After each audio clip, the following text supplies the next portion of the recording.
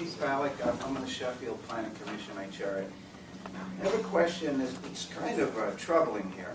I mean, this is public access to the Public Service Board, the PowerPoint, and the record shows, you know, my observations that several people at this table has taken some pretty large contributions from the renewable energy industry. And I guess my question is, do you see why there's appearance of conflict of interest here? I mean, can you really rule objectively? Can you?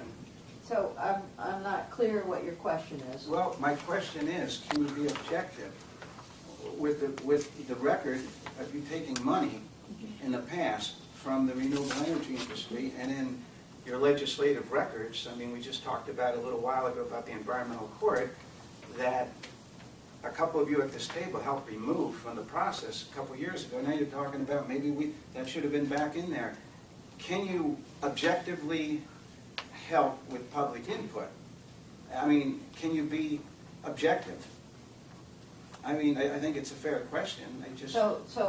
Your question is, do any of us sitting at this table have a conflict of interest?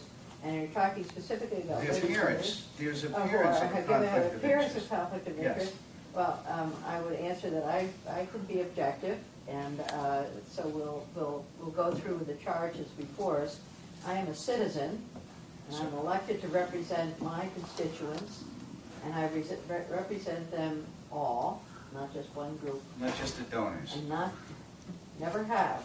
I've got probably the least number of donors in the history of the Senate. So you can raise your concerns. Fine. And Anybody else like to Sure, comment? I will. I'm not running again, so. We know that. So I'm retiring, so I don't know how that factors into your equation. And if I'm thinking back on donors that I've had in the past in the renewable energy game, I don't remember any donor being any more than $200 or $300, and I do know that I have taken donations from constituents in my constituency that happen to oppose wind. Check the Secretary of State's website for that. Okay. yeah, Appreciate your you comments. should look. You should look.